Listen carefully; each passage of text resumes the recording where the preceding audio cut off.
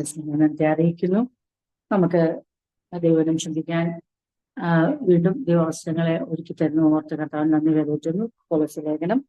കൊലോസ്യർക്ക് എഴുതിയ ലേഖനം 1-ാം അധ്യായം 13 വരെയുള്ള വാക്യങ്ങൾ, 14 വരെയുള്ള വാക്യങ്ങൾ നമ്മൾ കഴിഞ്ഞ ആഴ്ച വരെ ചിന്തിച്ച് നിർത്തുവാൻ ദൈവം സഹായിച്ചു. കൊലോസ്യൻസ് ചാപ്റ്റർ 1 to 14 വരെയാണ് നമ്മുടെ ലാസ്റ്റ് വീക്ക് ട്യൂസ്ഡേ മെഡിറ്റേഷനിൽ അവിടെ വരെയാണ് നമ്മൾ ചിന്തിച്ച് നിർത്തിയത്. വീണ്ടും നമ്മൾ ഈ ലേഖനം ആരംഭിച്ചപ്പോൾ ഇതിന്റെ ഇൻട്രൊഡക്ഷനായിട്ട് നമ്മൾ ചിന്തിച്ചപ്പോൾ പറഞ്ഞിരുന്നു, കൊലോസ്യർക്ക് എഴുതിയ ലേഖനത്തെ കുറിച്ച് പറയുമ്പോൾ അത് സഭയുടെ ക്രിസ്തുവിനെ വെളിപ്പെടുത്തുന്നു. എഫെസ് ലേഖനം നമ്മൾ പഠിച്ചപ്പോൾ ക്രിസ്തുവിന്റെ സഭയെ വെളിപ്പെടുത്തും. ക്രിസ്തുവിന്റെ സഭയുടെ പ്രാധാന്യം എന്താണെന്ന് നമ്മൾ എഫെസ് ലേഖനത്തിൽ പഠിക്കുമ്പോൾ കൊലോസ്യ ലേഖനത്തിൽ എടുത്തു പറയുന്ന ഭാഗം സഭയുടെ ക്രിസ്തു ആരാകുന്നു, എപ്രകാരം അത്യുന്നതനായിരിക്കുന്നു, അല്ലെങ്കിൽ എപ്രകാരം ഔന്നിത്യം പ്രാപിച്ചിരിക്കുന്നതിനായിരിക്കുന്നു എന്നുള്ള ഭാഗം വെളിപ്പെടുത്തുന്നതാണ്. ആ ഭാഗത്തിലേക്കാണ് നമ്മൾ ഇനി കടക്കുന്നത്. 1-ാം അധ്യായം അതിന്റെ 15 മുതൽ 20 വരെയുള്ള വാക്യങ്ങളില്, പിന്നീട് 2-ാം അധ്യായം 9 ഒക്കെ പറയുന്നുണ്ട്. അതിൽ 15 തൊട്ട് 20 വരെയുള്ള വാക്യങ്ങളിൽ വളരെ വ്യക്തമായിട്ട് അപ്പോസ്തലനായ പൗലോസ് ക്രിസ്തുവിന്റെ മഹത്വത്തെ, ഞാൻ പറഞ്ഞിരുന്നു പ്രീ എമിനൻസിനെ, ഔന്നിത്യത്തെ, ഏറ്റവും അത്യുന്നതമായ പദവിയെ വെളിപ്പെടുത്തുന്ന ഭാഗങ്ങളാണ് നമ്മൾ ഇന്ന് വായിക്കുന്നതും ചിന്തിക്കുന്നതും. എബ്രായ ലേഖനം നമ്മൾ പഠിച്ചപ്പോഴും നമ്മൾ അവിടെയും അപ്പോസ്തലന് അവിടെയുള്ള ദൈവമക്കളോട് യേശു ദൂതന്മാരെക്കാൾ വലിയവനാണെന്നും മോശയേക്കാൾ വലിയവനാണെന്നും അഹ്റോനേക്കാൾ വലിയവനാണെന്നും ഒക്കെ താരതമ്യം ചെയ്ത് പറഞ്ഞ് കൊടുക്കേണ്ടതായ അവസരങ്ങൾ വന്നുകൊണ്ട് എബ്രായ ലേഖനം വായിക്കുമ്പോഴും നമുക്കത് മനസ്സിലാവും. യോഹന്നാൻ എഴുതിയ സുവിശേഷത്തില് അപ്പോസ്തലനായ യോഹന്നാൻ ക്രിസ്തുവിന്റെ വെളിപ്പാടോടുകൂടി ആരംഭിക്കുന്ന ആ സുവിശേഷത്തിലും വളരെ ശ്രേഷ്ഠകരമായി ക്രിസ്തുവിന്റെ ദൈവത്വത്തെ, മഹത്വത്തെ, ദൈവിക സത്തയെ, എസൻസ്, ഡിവൈൻ എസൻസിനെ വെളിപ്പെടുത്തുന്ന ഭാഗങ്ങൾ അവിടെ നമുക്ക് കാണാൻ കഴിയും. അപ്പം നമ്മളെ സംബന്ധിച്ച് ക്രിസ്തുവിന്റെ ഔന്നിത്യം നമുക്ക് അപരിചിതമല്ല, നമ്മൾ ആദ്യമായി കേൾക്കുകയുമല്ല. നമുക്ക് ആ ക്രിസ്തുവിന്റെ ദൈവത്വത്തിലും അവൻ പൂർണ്ണ ദൈവമായി പൂർണ്ണ മനുഷ്യനായി, പൂർണ്ണ ദൈവമായവൻ പൂർണ്ണ മനുഷ്യനായി ഭൂമിയിലേക്ക് ഇറങ്ങി വന്നു എന്നുള്ള വ്യക്തമായ ബോധ്യമുള്ളവരാണ് ഈ വചനം കേട്ടുകൊണ്ടിരിക്കുന്നത്. എങ്കിലും കൂടുതലായ നമ്മളുടെ ആപ്തവാക്യം പോലെ തന്നെ know the Christ and make him non എന്നുള്ളൊരു ആപ്തവാക്യം ഹോൾഡ് ചെയ്യുന്നവരാണ് എടത്വാ ടൗൺ ചർച്ചിലുള്ളവര്. നമ്മുടെ ആപ്തവാക്യം നിങ്ങൾക്കറിയാം, ക്രിസ്തുവിനെ അറിയുക, ക്രിസ്തുവിനെ അറിയുക. അപ്പൊ എത്രത്തോളം നാം ക്രിസ്തുവിനെ അറിയുന്നു അത്രത്തോളം ക്രിസ്തുവിനെ അറിയിക്കാനുള്ള ദൈവകൃപ നമുക്ക് ലഭിച്ചുകൊണ്ടേ ഇരിക്കും. നമ്മളതിനെ ഇക്വിപ്പൈഡ് ആകും, നമ്മളതിന് അത് സജ്ജീകരിക്കപ്പെടും. അതുകൊണ്ട് ഇത് നമുക്ക് ഒരു പുതുപഠനമായിട്ടോ അല്ലെങ്കിൽ ഇത് ചിന്തിക്കേണ്ട, അല്ലെങ്കിൽ ഇത് ഇത്രയും ഡീറ്റെയിൽ ആയി ചിന്തിക്കേണ്ട ആവശ്യമുണ്ടോ എന്നും ചിന്തിക്കേണ്ട കാര്യമില്ല. കാരണം നമ്മുടെ ജീവിതയാത്രയിൽ ദൈവം നമുക്ക് തരുന്ന എല്ലാ അവസരങ്ങളിലും തിരുവെഴുത്തുകളെ പഠിക്കുമ്പോൾ അവിടെ എല്ലാം ദൈവത്തിന്റെ ആത്മാവ് ശക്തമായി വെളിപ്പെടുത്തിയിരിക്കുന്ന കർത്താവായ യേശുക്രിസ്തുവിനെ കുറിച്ചുള്ള വെളിപ്പാടുകൾ ഉൾക്കൊള്ളുവാൻ, അത് ഉള്ളത്തിൽ ഗ്രഹിപ്പാൻ, സംഗ്രഹിപ്പാൻ തക്കവണ്ണം വിളിക്കപ്പെട്ട ജനമാണ് ക്രിസ്തുവിന്റെ സഭ. അപ്പം ശരീരമാണ് ശിരസിനെ ഉൾക്കൊള്ളേണ്ടത്, ശരീരമാണ് ശിരസിന്റെ ആജ്ഞകൾ സ്വീകരിക്കുന്നത്, ശരീരമാണ് ശിരസിന്റെ ആജ്ഞാനുവർത്തികൾ, ശരീരമാണ് ശിരസിന്റെ എല്ലാ ആജ്ഞകളും എല്ലാ കമാൻഡുകളും സ്വീകരിച്ചുകൊണ്ട് അതനുസരിച്ച് പ്രവർത്തിപ്പാൻ പൂർണ്ണമായും ക്രിസ്തുവാകുന്ന ശിരസിനോട് ഘടിപ്പിക്കപ്പെട്ട, ചേർക്കപ്പെട്ട, ഒന്നായി തീർന്ന ശരീരമാണ് സഭയെങ്കിൽ സഭയോട് ഈ ഭൂമിയിൽ കർത്താവ് സഭയെ എടുക്കുന്നത് വരെ സഭ അറിയേണ്ടത് ക്രിസ്തുവിനെ കുറിച്ച് തന്നെയാണ്. എന്നാൽ ഒരു കാലത്ത് നമ്മളൊക്കെ തെറ്റിദ്ധരിച്ചിരുന്നു, രക്ഷിക്കപ്പെട്ട് കഴിഞ്ഞാൽ പിന്നെ ക്രിസ്തുവിനെ കുറിച്ച് അറിയേണ്ട കാര്യമില്ല, പിന്നെ ക്രിസ്തുവിലൂടെ നമുക്കെന്ത് ലഭിക്കുമെന്നാണ് അറിയേണ്ടെന്ന് ഞാനും തെറ്റിദ്ധരിച്ച വ്യക്തിയാണ്. ഞാനും അങ്ങനെ വേദപുസ്തകത്തെ വളച്ചൊടിച്ചിട്ടുണ്ട്. അറിവില്ലായ്മയിൽ വാക്യങ്ങൾ എടുക്കുമ്പോൾ എല്ലാം ഞാൻ പരുതുന്നത് എന്റെ ഭാവിയാണ്. അത് നമ്മുടെയൊക്കെയും ജീവിതത്തിൽ നമ്മളെല്ലാം ഒരു പരിധി വരെ അങ്ങനെ ചിന്തിച്ചിട്ടുണ്ട്, അങ്ങനെ പ്രവർത്തിച്ചിട്ടുണ്ട്. എന്നാൽ ക്രിസ്തു കേന്ദ്രീകൃതമായ ദൈവസഭയുടെ ഭാഗമായിരിക്കുന്ന നാം ഓരോരുത്തരും ഇന്ന് രാത്രി ദൈവസന്നിധിയിലായിരിക്കുമ്പോൾ നമ്മൾക്ക് വളരെ അധികം ജ്ഞാനവും വിവേകവും ഉണ്ടായിരിക്കണം ക്രിസ്തുയേശുവിന്റെ വെളിപ്പാടിൽ, ക്രിസ്തുയേശുവിന്റെ ഔന്നത്യത്തിൽ. അത് നമ്മളെ ഒരിക്കലും ചീർപ്പിക്കത്തില്ല. ഞാൻ എന്റെ ഭാവി തിരുവെഴുത്തിൽ പരതുമ്പോഴും തിരയുമ്പോഴുമാണ് എനിക്ക് വചനങ്ങൾ ദുർവ്യാഖ്യാനം ചെയ്യാനുള്ള ടെംപ്റ്റേഷൻ, പ്രലോഭനം ഉണ്ടാകുന്നതും മറ്റുള്ളവരുടെ ഭാവിക്ക് വേണ്ടിയും അത് ദുർവ്യാഖ്യാനം ചെയ്തു കൊടുത്താണെങ്കിൽ പോലും അവരുടെ ദേഹിയെ സന്തോഷിപ്പിക്കുവാനുള്ള പ്രലോഭനം എന്നിൽ ഉണ്ടാകുന്നത് ഞാൻ ഭൗമികമായ വിഷയങ്ങളെ ആത്മീകമായ വിഷയങ്ങളുടെ മുകളിൽ വെക്കുകയും ക്രിസ്തുവിന്റെ വെളിപ്പാടിനെയും അതിനേക്കാൾ വലുതായി എന്റെ ഭാവിയെ കുറിച്ച്, അല്ലെങ്കിൽ നാം നമ്മുടെ ഭൗമികമായ ഈ ഭൂമിയിലെ ആയുസ്സിനെയും ഭാവിയെയും അതിന്റെ ആ ശ്രേഷ്ഠതയെ കുറിച്ച് കരുതുമ്പോഴാണ് തിരുവചനം, തിരുവെഴുത്തുകൾ ദുർവ്യാഖ്യാനം ചെയ്യപ്പെടാനുള്ള പ്രലോഭനം ഉണ്ടാകുന്നത്. അതിനുള്ള സാധ്യതകൾ ഏറെയാണ്. നമ്മൾ പറയത്തില്ലേ, prone to accident prone area എന്ന്. നമ്മൾ യാത്ര ചെയ്യുമ്പോൾ പല സമയത്തും വളവുകളിലും, കുറ്റൻ വളവുകളിലും, കൊടും തിരിവുകളിലും, കയറ്റങ്ങളിലും ഇറക്കങ്ങളിലും ഒക്കെ അതെ ട്രാഫിക് സിഗ്നൽ വെക്കുന്ന പോലെ തന്നെ ട്രാഫിക് വാർണിങ്ങുകൾ വെക്കും. എന്താണ് അവിടെ എഴുതിയിരിക്കുന്നത്? ആക്സിഡന്റ് പ്രോൺ ഏരിയ, അപകട സാധ്യത മേഖല. അപ്പൊ അപകട സാധ്യത മേഖല ഉണ്ട് എന്നുള്ള മുന്നറിയിപ്പ് ഒരു യാത്രക്കാരന്റെ ജീവനെ സംരക്ഷിപ്പാൻ അതെ ഉത്തരവാദിത്തപ്പെട്ടവർ മുന്നറിയിപ്പ് കൊടുക്കുന്ന പോലെ ഇന്ന് രാത്രി ദൈവമക്കൾ ഓർത്തോണം, എവിടെയാണ് കാലഘട്ടത്തിൽ തിരുവചനം വളച്ചൊടിക്കപ്പെട്ടെന്ന് നമ്മൾ ഒന്ന് പരിശോധിച്ചാൽ നമുക്ക് മനസ്സിലാകും. ആദിമകാലത്തിൽ അത് സംഭവിച്ചു. ദുരുപദേശങ്ങൾ കടന്നിരുന്നു.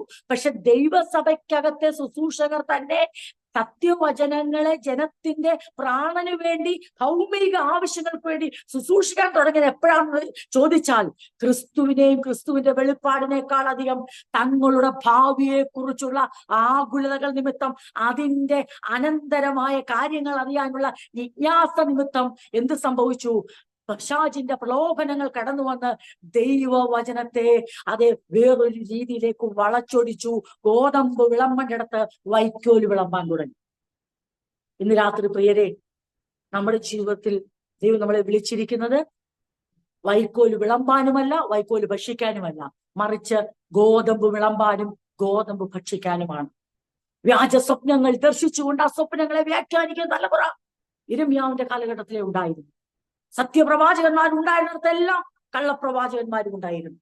എന്നാൽ കർത്താവ് ശ്രദ്ധ വെച്ചത് കള്ളപ്രവാചകന്മാരിലേക്കല്ല, പിന്നെയോ തന്റെ സത്യപ്രവാചകന്മാരോട് പറഞ്ഞു, നിങ്ങൾ നിലനിൽക്ക്, നിങ്ങൾ ഗോതമ്പ് കൊടുക്ക്, നിങ്ങൾ സ്വപ്നങ്ങളുടെ പുറകെ പോകാതെ, വ്യാജ ദർശനങ്ങളുടെ പുറകെ പോകാതെ, നിങ്ങളുടെ മനോനിലയ്ക്കനുസരിച്ചും മനോവികാരങ്ങൾക്കനുസരിച്ചും അന്നുള്ള ആവശ്യങ്ങൾക്കനുസരിച്ചും നിങ്ങൾ തിരിയാതെ, പിന്നെയോ സ്വർഗത്തിൽ എന്നേക്ക് സ്ഥിരമായിരിക്കുന്ന ദൈവത്തിന്റെ വചനത്തിനനുസരിച്ച് നിലനിൽക്കുവാനുള്ള ആഹ്വാനവും നിർബന്ധവും അവരുടെ മേൽ ഇട്ടുകൊണ്ടേയിരുന്നു.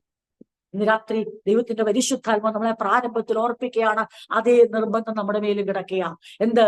ജീവിതത്തിന്റെ വഴിത്തിരിവുകളിൽ, കൊടും തിരിവുകളിൽ, കൂറ്റൻ കയറ്റങ്ങളിലും കൂറ്റൻ ഇറക്കങ്ങളിലും അപകട സാധ്യത പതിയിരിക്കുന്നു എന്ന് അതേ ട്രാഫിക് വാർണിംഗ് സിഗ്നലുകൾ തരുന്ന പോലെ ആത്മീക ജീവിതത്തിലൂടെ യാത്ര ചെയ്യുന്ന, ക്രിസ്തുവിനാൽ വിളിക്കപ്പെട്ട് ദൈവത്തിന്റെ ഉദ്ദേശപ്രകാരം യാത്ര ചെയ്യുന്ന ദൈവമക്കൾക്കും ഒരു വാർണിംഗ് സിഗ്നൽ തരികയാണ്. ജീവിതത്തിൽ ആകുലതകൾ ഏറുമ്പോൾ, ആവശ്യങ്ങൾ ഏറുമ്പോൾ, പ്രശ്നങ്ങൾ ഏറുമ്പോൾ, അത്യാവശ്യങ്ങൾ വർദ്ധിക്കുമ്പോൾ വചനത്തെ മറ്റൊരു ദിശയിലേക്ക് തിരിച്ചുവിട്ട് ജനത്തിനൊരു വൈക്കോല് കൊടുക്കുവാനുള്ള ടെൻഡൻസി ശുശ്രൂഷകർക്കുണ്ടാകാം. അത് സ്വീകരിക്കുവാൻ ജനത്തിനും ഉണ്ടാകാം. പക്ഷെ പരിശുദ്ധാത്മാവ് നമ്മളെ നിർബന്ധിക്കുകയാണ്, ഞാൻ നിങ്ങളെ നിയോഗിച്ചിരിക്കുന്നത് ഗോതമ്പ് വിളമ്പുവാനും ഗോതമ്പ് ഭക്ഷിക്കുവാനുമാണ്. അത് നിങ്ങളുടെ ആത്മാവിന് വേണ്ടതാണെങ്കിൽ ആ ആത്മാവിന്റെ ശക്തി കൊണ്ട് നിങ്ങളുടെ പ്രാണന്റെ ബലഹീനതയെ നിങ്ങൾക്ക് തരണം ചെയ്യാൻ പറ്റും. പ്രാണന്റെ ശക്തി കൊണ്ട് ആർക്കും ആത്മാവിന്റെ ആ മരണത്തെ നീക്കാൻ പറ്റത്തില്ല.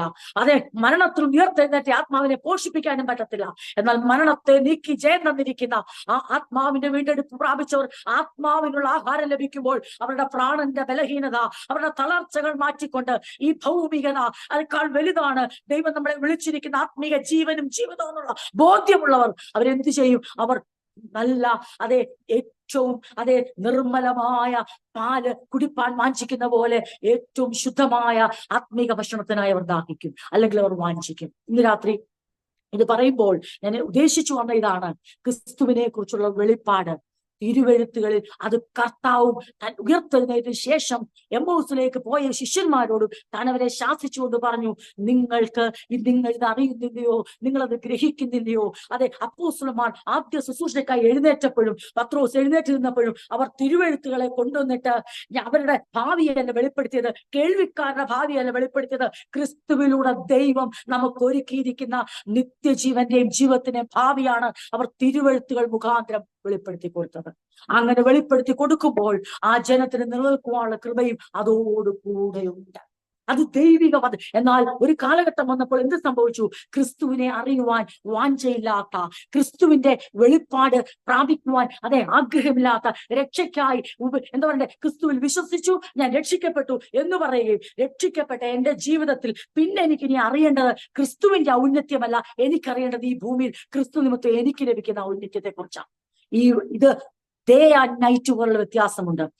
രാത്രിയും പകലും പോലുള്ള വ്യത്യാസമുണ്ട്. എന്ത്? രക്ഷിക്കപ്പെട്ട ഒരു ദൈവ പൈതൽ ക്രിസ്തുവിന്റെ ഔന്നത്യത്തെ അന്വേഷിക്കേണ്ടതിന് പകരം ക്രിസ്തുവിലൂടെ അവന് ലഭിക്കുന്ന ശ്രേഷ്ഠമായ ഭാവിയെ അന്വേഷിക്കുന്നെങ്കിൽ അത് ഇരുളും വെളിച്ചവും പോലുള്ള വ്യത്യാസമാണ്. ആ പ്രവണതയാണ് പിശാച് ആത്മീയ ലോകത്തിൽ ഇന്നും ചൂഷണം ചെയ്യുന്നത്. ആ പ്രവണതയില്ലാത്തവരെ സാത്താന് ടെംപ്റ്റ് ചെയ്യാൻ പറ്റത്തില്ല.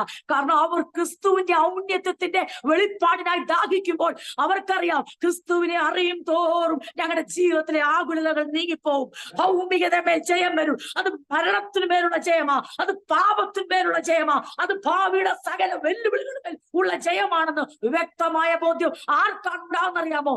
തങ്ങളുടെ ഒരു വിഷയത്തിന്റെ വ്യക്തത ലഭിച്ച് ഭാവിയെ കുറിച്ച് അറിഞ്ഞവനൊന്നും ജീവിതത്തിൽ ഒരു നാളും നിലനിന്നിട്ടില്ല. പക്ഷെ ക്രിസ്തുവിന്റെ മഹത്വമുള്ളിൽ വെളിപ്പെട്ടവന് ആ ജീവനാന്തം വിശ്വസ്തയോടെ നിൽക്കാൻ പറ്റും. എന്തെല്ലാം കാര്യങ്ങൾ ദൈവം വിശ്വസ്തയോടെ ചെയ്യുന്നു, ഏതെല്ലാം കാര്യങ്ങൾ ദൈവം പ്രവർത്തിക്കുന്നു, കഴിഞ്ഞ നാളിലെ എന്തെല്ലാം പർവ്വത സമാനമായ വിഷയങ്ങൾ ദൈവം സംഭൂമിയാക്കി, ഏതെല്ലാം വെല്ലുവിളികളെ അതിജീവിപ്പാൻ ദൈവം കൃപ തന്നു, അവൻ നമുക്ക് ധൈര്യം തന്നു, പ്രത്യാശ തന്നു. അവൻ വിഷയങ്ങൾ, ഭൗമികമായ വിഷയങ്ങളിൽ ദൈവിക ഇടപെടലിന്റെ ഔന്നിത്യം എന്തെന്ന് ദൈവം തന്നെക്കായി കാത്തിരിക്കുന്നവർക്ക് വേണ്ടി പ്രവർത്തിച്ചാൽ, സഭ പ്രാർത്ഥിക്കുന്ന വിഷയത്തിന് വേണ്ടി ദൈവം പ്രവർത്തിച്ചാൽ അത് എത്ര അതിശ്രേഷ്ഠമാണെന്ന് ഇതിനോടകം എത്രയധികം ദൈവം വെളിപ്പെടുത്തിയിരിക്കുന്നു. എന്നാൽ അടുത്ത വിഷയം വരുമ്പോൾ വീണ്ടും നമ്മുടെ മുമ്പിൽ പരിഭ്രമം മൂടുന്ന അനുഭവങ്ങൾ വരുമ്പോൾ നമ്മളതിനെ അതിജീവിക്കേണ്ടത് ആ പ്രത്യേകമായ വിഷയത്തിൽ ദൈവം എന്ത് ചെയ്യുമെന്നുള്ള അറിവിലല്ല, പിന്നെയോ ഏതു വിഷയത്തിന്റെ നടുവിലും ദൈവം എന്നോട് കൂടെയുണ്ട്, എന്നോട് കൂടെയുള്ളവൻ ആരെന്നുള്ള വെളിപ്പാടാണ് എന്നെ വിഷയങ്ങളെക്കാൾ വലുതായി ദൈവത്തെ കാണാൻ സഹായിക്കുന്നത്.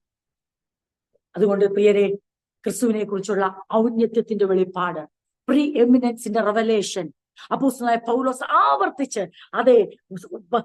പല എബ്രായ വിശ്വാസികളോട് പറയുന്നു. അതേ കാര്യം തന്നെ കൊലോസ്യരോട് പറയുന്നു. അപ്പോസ്തലൻ ഒരിക്കലും മടുപ്പല്ല എന്ന്. കാരണം അപ്പോസ്തലൻ അറിയാം, ഈ പ്രതിസന്ധിയുടെ, ഉപദ്രവങ്ങളുടെയും ട്രിബുലേഷന്റെയും ട്രയൽസിന്റെ നടുവിൽ ഈ ദൈവജനത്തിന് നിൽക്കണമെങ്കിൽ പൗലോസിനെ കുറിച്ചുള്ള വെളിപ്പാട് കിട്ടിയിട്ട് കാര്യമില്ല, ഈ പ്രാർത്ഥിക്കുന്നവർക്ക് അവരുടെ ഭാവിയെ കുറിച്ച് അറിഞ്ഞിട്ട് കാര്യമില്ല. കാരണം ഇത് വിശ്വാസത്തിലുള്ള ജീവിതമാണ്.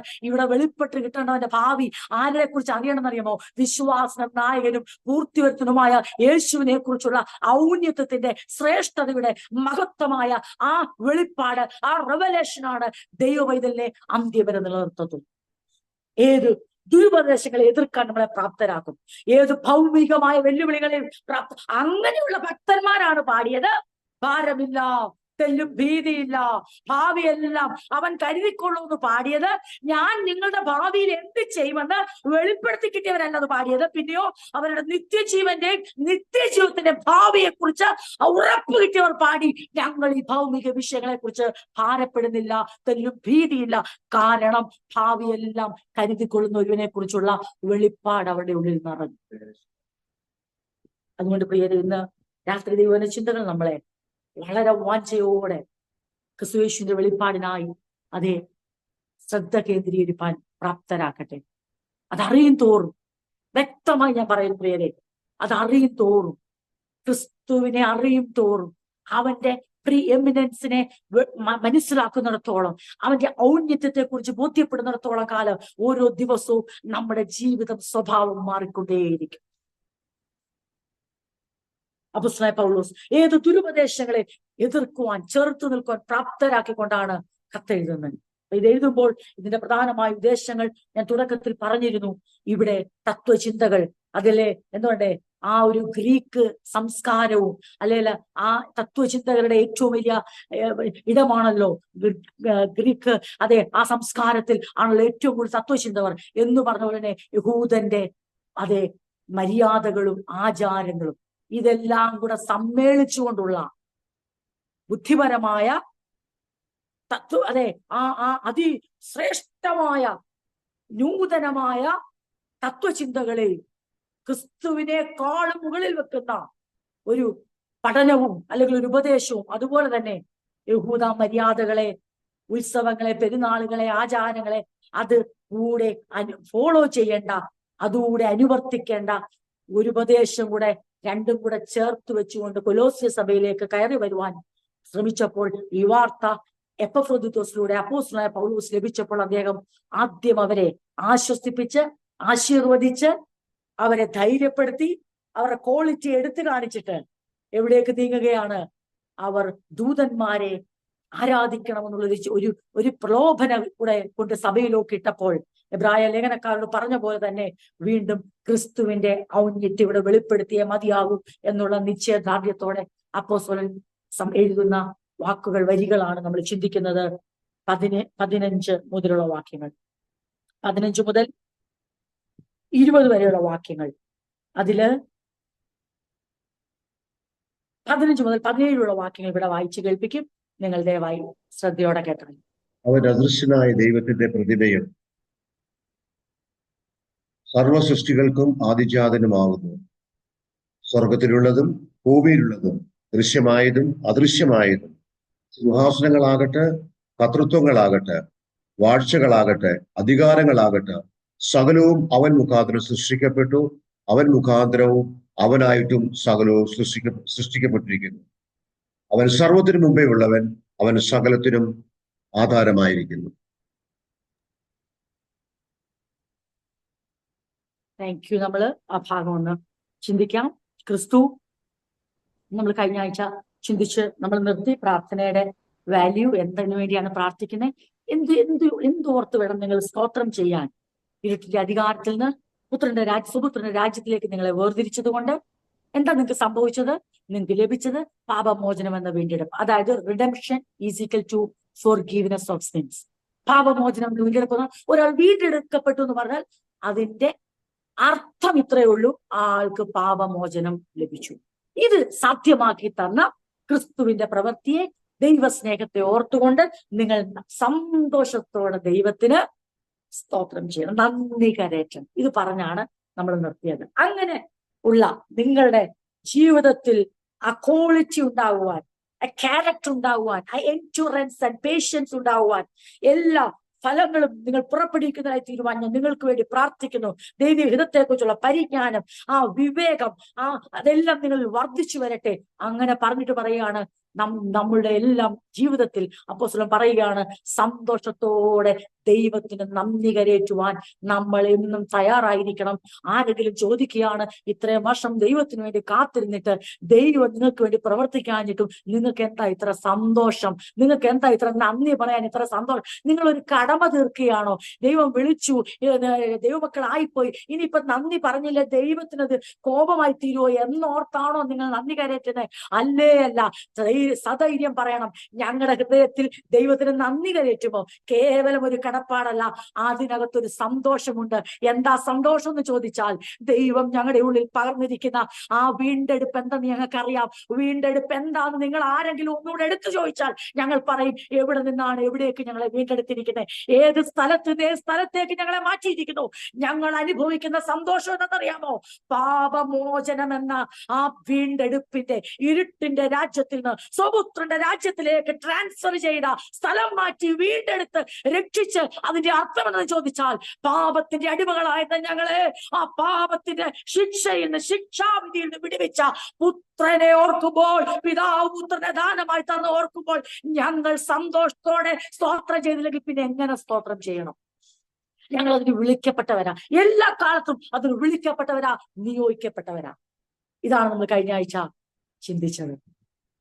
അപ്പോസ്തലൻ പറയുന്നു, ക്രിസ്തുയേശുവിനെ കുറിച്ച് നിങ്ങൾ അറിഞ്ഞിരിക്കണം. നിങ്ങൾക്കറിയാം, നിങ്ങൾ എന്റെ സുവിശേഷം കേട്ട് വിശ്വസിച്ച പ്രത്യാശയിൽ ജീവിക്കുന്നവരാണ്. സഭയോടാണെന്ന് പറയുന്നത്. ഞാൻ ഓർക്കുകയാണ് എന്റെ പ്രിയരെ, ഈ ലേഖനങ്ങളൊക്കെ വായിക്കുമ്പം നമ്മൾ ഈ പഠിക്കുന്ന എല്ലാ ദൈവിക മർമ്മങ്ങളും ക്രിസ്തുയേശുവിനെ കുറിച്ചുള്ള വെളിപ്പാടും എല്ലാം സഭയ്ക്ക് എഴുതിയതാ. പക്ഷെ ഇന്നത്തെ സഭയ്ക്ക് അന്യമായി പോയി. ഇന്ന് നാം പുറത്തുള്ളവരെ പഠിപ്പിച്ചെടുക്കാൻ ശ്രമിക്കുക. പുറത്തുള്ളവർക്ക് കൊടുക്കേണ്ടത് എന്തുവാ? നാം കഴിഞ്ഞ ഞായറാഴ്ച കേട്ട പോലെ ദൈവത്തിലേക്ക് തിരിയുന്ന മാനസാന്തരത്തിന്റെ വചനവും യേശു കർത്താവും ക്രിസ്തുവുമാണെന്നുള്ള ആ വെളിപ്പാടിന്റെ വചനം അവർക്ക് കൊടുത്തിട്ട് അവരെ എവിടെ കൊണ്ടുവരിക? അകത്തേക്ക് കൊണ്ടുവരിക. അകത്താണ് ഇവർക്ക് എന്ത് കിട്ടുന്നത്? ക്രിസ്തുയേശുവിന്റെ ഔന്നത്യത്തിന്റെ വെളിപ്പാട്. അതെ, ക്രിസ്തുയേശുവിന്റെ മഹത്വത്തിന്റെ വെളിപ്പാട്. ശിരസ്സാര്, സഭയാര്, ശിരസ്സും സഭയും തമ്മിൽ എങ്ങനെ ബന്ധപ്പെട്ടിരിക്കുന്നു, ധർമ്മം എന്താണ്, ഇതെല്ലാം പഠിക്കേണ്ടതും പഠിപ്പിക്കേണ്ടതും ഈ ഗോതമ്പ് മുഴുവനും വിളമ്പേണ്ടത് സഭയ്ക്കകത്ത. പക്ഷേ ഇന്ന് സഭയ്ക്കത് വേണ്ട. സഭ വൈക്കോല് കൊണ്ട് വ്യാജ സംതൃപ്തിയിൽ കഴിയുമ്പോൾ എടത്വാ ടൗൺ ചർച്ച് ഒരേ സ്വരത്തിൽ വിളിച്ചു പറയണം, ഞങ്ങൾ വൈക്കോല് കൊണ്ട് വ്യാജ സംതൃപ്തിയിൽ ജീവിക്കുന്നവരല്ല. ഞങ്ങൾ കൊണ്ട് ഞങ്ങൾ ആത്മീയമായി രോഗികളാകത്തില്ല. കാരണം യഥാർത്ഥമായ ഗോതമ്പും നിർമ്മലമായ പാലും കുടിക്കുന്ന ഒരു സഭ ഒരിക്കലും ആത്മീകമായി അൺഹെൽത്തി ആകത്തില്ല, സിക്കാകത്തില്ല, രോഗികളാകത്തില്ല. അവരുടെ സ്പിരിച്വൽ മസിൽസ് ദിനം തോറും ഡെവലപ്പ് ചെയ്തുകൊണ്ടേയിരിക്കും, അത് ബലപ്പെട്ടുകൊണ്ടേയിരിക്കും. എന്നാൽ വളരെ എന്താ പറയട്ടെ, നിർഭാഗ്യകരം എന്ന് പറയുന്ന ഒരവസ്ഥ, വളരെ ദുഃഖകരമായ ഒരവസ്ഥ. സഭയിൽ നിന്ന് രക്ഷയോ മാനസാന്തരമോ സ്നാനമോ അല്ല, അത് കഴിഞ്ഞുള്ള ക്രിസ്തുയേശുവിനെ കുറിച്ചുള്ള വെളിപ്പാടോ ആ ദൈവികമായ മർമ്മങ്ങളൊക്കെ പ്രസ്താവിക്കുമ്പോൾ ആൾക്കാർ അക്ഷമരാണ്. അയ്യോ, ഇതെന്തുവാ, പിന്നെയും ക്രിസ്തു. എപ്പോഴാണ് റീനയെ കുറിച്ച് പറയുന്നത്? എപ്പോഴാണ് ഓരോ കുടുംബങ്ങളെ കുറിച്ച് പറഞ്ഞത്? എപ്പോഴാണ് ആ ദിവസം? എപ്പോഴാണ് ആ പ്രഭാതം? എപ്പോഴാണ് ആ ആണ്ട്? എപ്പോഴാണ് ആണ്ടുകൾ പോലും അതെ ആചരിക്കുന്നത്? ആണ്ടിന്റെ അവസാനവും ദൈവത്തിൽ വരുന്നത് ദൈവത്തെ കുറിച്ച് അറിയാനും ദൈവത്തിന് മഹത്വം കൊടുക്കാനുമല്ല. വരാൻ പോകുന്ന ആണ്ടിന്റെ ആരംഭത്തിൽ ദൈവം എന്തോ എനിക്ക് വൻ കാര്യം ചെയ്യും, അതിനു വേണ്ടിയുള്ള ഒരു ഷോർട്ട് കട്ടാക്കി അത് മാറ്റി. ഞാൻ ദൈവത്തെ സ്തുതിക്കുക. ഇങ്ങനെയുള്ള സകല മാനുഷിക സമ്പ്രദായങ്ങളിൽ നിന്നും ലോകത്തിന്റെ ആദ്യപാഠങ്ങളിൽ നിന്നും തത്വങ്ങൾ നമ്മളെ വിടുവിച്ചതിനായി നമുക്ക് നന്ദിയോടെ ദൈവത്തെ സ്തുതിക്കാം. എത്ര ശ്രേഷ്ഠകരമായ ഒരു അനുഭവമാ. പലർക്കും അത് ലഭിക്കുന്നില്ല. യഥാർത്ഥമായി വീണ്ടെടുക്കപ്പെട്ടു, വിടുവിക്കപ്പെട്ടു എന്ന് പറയുന്നവർക്ക് പോലും ഈ തത്വങ്ങളിൽ നിന്ന്, ഈ ആദ്യപാഠങ്ങളിൽ നിന്ന്, ഈ മാനുഷിക സമ്പ്രദായങ്ങളിൽ നിന്ന് വിടുതലില്ലാതെ വീണ്ടും ഒരു അടിമനുഭവത്തിൽ കൂടുമ്പോൾ നമുക്ക് സന്തോഷത്തോടെ പറയണം, ഞങ്ങൾ ക്രിസ്തുവിൽ സ്വതന്ത്രരായെങ്കിൽ ഞങ്ങൾ ക്രിസ്തുവിൽ സ്വതന്ത്രരായി തന്നെയായി ജീവിക്കുന്നു. ഞങ്ങൾ ക്രിസ്തുവിൽ സ്വതന്ത്രരാണെന്ന് മാത്രമല്ല, പിന്നെയോ ഞങ്ങൾ ആ ഫ്രീഡം എൻജോയ് ചെയ്യുന്നവരാ. അതുകൊണ്ട് അപ്പോസ്തലനായ പൗലോസ് പറയുകയാണ്, ക്രിസ്തുവിനെ കുറിച്ച് പറയുന്നതാണ്, അവൻ അദൃശ്യനായ ദൈവത്തിന്റെ പ്രതിമ. ക്രിസ്തു അദൃശ്യനായ ദൈവത്തിന്റെ പ്രതിമ എന്ന് പറയുമ്പോൾ Christ is a visible image of the invisible God. ദൈവം അദൃശ്യനാണ്. ദൈവത്തെ ആർക്കും ഒരു നാളും കാണുവാൻ കഴിയത്തില്ല. എന്നാൽ ക്രിസ്തു ആരാകുന്നു? Christ is a visible image of the invisible God. അദൃശ്യനായ, ആർക്കും ഇതുവരെ കാണാൻ കഴിയാത്ത, ആരുടെ മുമ്പിൽ അത് പൂർണ്ണമായി വെളിപ്പെടാൻ കഴിയാത്ത, അല്ലെങ്കിൽ വെളിപ്പെട്ട മോശയോട് പറയുന്നു, നിനക്ക് എന്നെ കാണാൻ കഴിയത്തില്ല, നീ മരിച്ചു പോകും. അങ്ങനെ ഇൻവിസിബിൾ ആയ, അദൃശ്യ, എന്നാൽ വാസ്തവമായി ജീവിക്കുന്ന അതേ സർവശക്തനായ ദൈവത്തിന്റെ ദൃശ്യമായ പ്രതിരൂപമാണ് ക്രിസ്തു. സകല സൃഷ്ടിക്കും അതീശനുമാകുന്നു. ഇവിടെ നമ്മുടെ ട്രാൻസ്ലേഷൻ എഴുതിയിരിക്കുന്നത് സർവ സൃഷ്ടിക്കും ആദ്യജാതനുമാകുന്നു. അപ്പൊ നമുക്കൊരു സംശയം അവിടെ ഉണ്ടാകും, യേശു ക്രിസ്തു സൃഷ്ടികളിൽ ഒരാളാണോ? കാരണം സർവ സൃഷ്ടിക്കും അവൻ സൃഷ്ടികളിൽ ഒന്നാമത്. അങ്ങനെയല്ല ഇവിടെ എഴുതിയിരിക്കുന്നേ, യേശു ക്രിയേഷനിൽ ഒന്നാമതെന്നല്ല അർത്ഥം. പിന്നെയോ യേശുവിന്റെ പൊസിഷനും റാങ്കും പറയുകയാണ്, Christ is supreme over all creation. സകല സൃഷ്ടികളിൽ ഒന്നാമെന്നല്ല, സകല സൃഷ്ടിക്കും മുകളിലാകുന്നു. എല്ലാ സൃഷ്ടിക്കും മുകളിൽ അതീശനാകുന്നു എന്ന് പറഞ്ഞാൽ Christ is supreme over all creation, and Christ existed before anything was created.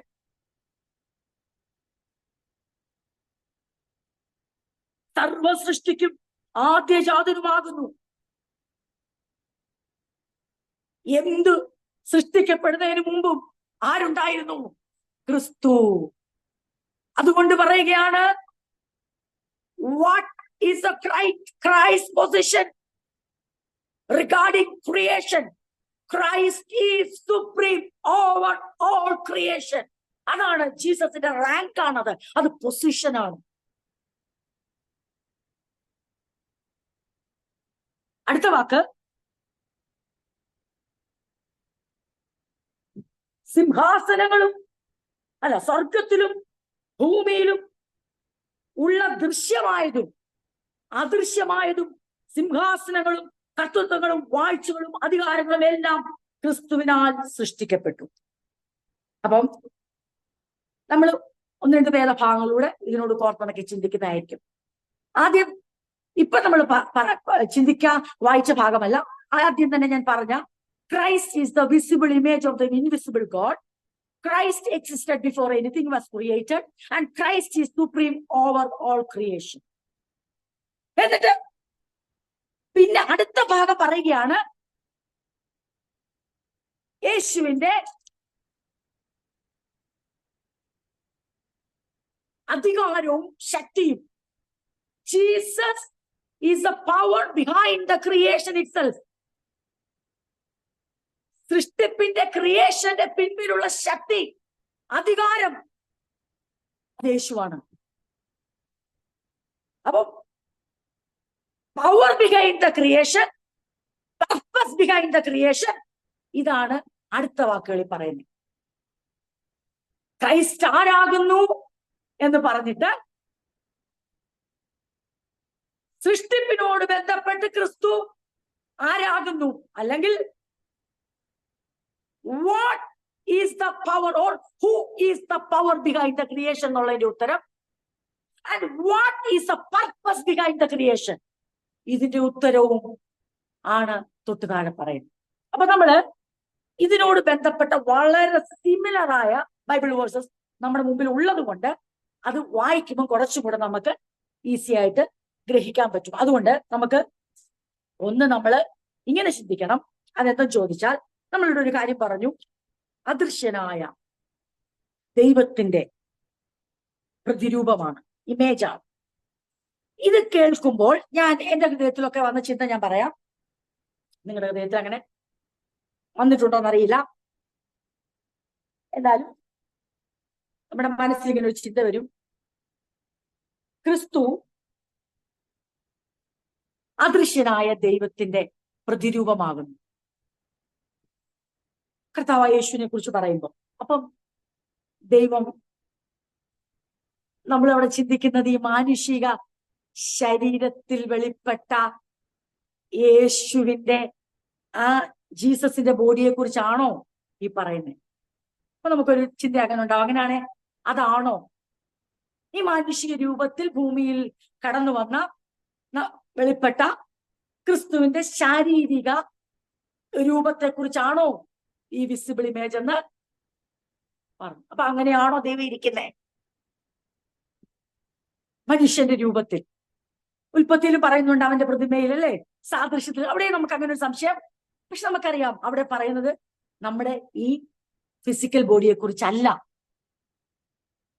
അപ്പോൾ ഇത് എങ്ങനെയാണെന്നൊന്ന് ചിന്തിക്കുമ്പോൾ ഇവിടെ ഉദ്ദേശിക്കുന്ന ഇതാണ്, യേശുവിന്റെ ദൈവത്തോടുള്ള ബന്ധത്തിലും ദൈവികതയിലും മാനുഷികതയിലും, ഗോഡ് ഹെഡ് ആൻഡ് മാൻ, ദൈവത്വത്തിന്റെയും മനുഷ്യത്വത്തിന്റെയും ബന്ധത്തിലുള്ള യേശുക്രിസ്തുവിന്റെ യഥാർത്ഥ സ്ഥാനം, അത് വെളിവാക്കാനാണ് ഇത് പറയുന്നത്. Jesus is not a reflection of God. യേശു ദൈവത്തിന്റെ ഒരു പ്രതിബിംബം, അല്ലെങ്കിൽ ഒരു ദൈവത്തെ പ്രതിബിംബിക്കുന്ന, ഇവിടെ നമ്മൾ പറയുന്ന ഇമേജ് ആണെന്ന് പറയുമ്പോൾ ഒരു ദൈവത്തിന്റെ ഒരു റിഫ്ലക്ഷൻ കാണാം എന്നല്ല. പിന്നെ ജീസസ് ആരാ? He's of the same divine essence of God. അതുകൊണ്ടാണ് എബ്രായ ലേഖനത്തിൽ പറയുന്നത്. നമുക്ക് എബ്രായ ലേഖനം ഒന്ന് എടുക്കി. നമ്മൾ ചില വർഷങ്ങൾക്ക് മുമ്പാണല്ലോ എബ്രായ ലേഖനം പഠിച്ചതൊക്കെ. ഇപ്പൊ എല്ലാവരും മറന്ന് പോയിട്ടുണ്ട്, അല്ലെങ്കിൽ വായിക്കുമ്പോൾ ഒരുപക്ഷെ ഓർക്കുമായിരിക്കും. എബ്രായ ലേഖനം എടുക്കുമ്പോൾ നമുക്കൊന്ന് എടുക്കാം. എബ്രായ ലേഖനം 1-ാം അധ്യായം, Hebrews chapter 1 verse 1 to 3 ഉണ്ട്. അതില് 3-ാം വാക്യമാണ് പ്രധാനമായിട്ട് നമുക്ക് നോക്കേണ്ടത്. എന്നാലും നമുക്കൊന്ന് വായിക്കാം. അവൻ അവന്റെ തേജസ്സിന്റെ പ്രഭയും തത്വത്തിന്റെ മുദ്രയും സകലത്തെയും തന്റെ ശക്തിയുള്ള വചനത്താൽ വഹിക്കുന്നവനും ആകൊണ്ട് പാപങ്ങൾക്ക് പരിഹാരം ഉണ്ടാക്കിയ ശേഷം ഉയരത്തിൽ മഹിമയുടെ വലത്തുഭാഗത്ത് ഇരിക്കുകയും അവൻ ദൈവദൂതന്മാരെക്കാൾ വിശിഷ്ടമായ നാമത്തിനു അവകാശിയായതിന് ഒത്തവണ്ണം അവരെക്കാൾ ശ്രേഷ്ഠനായി തീരുകയും ചെയ്തു.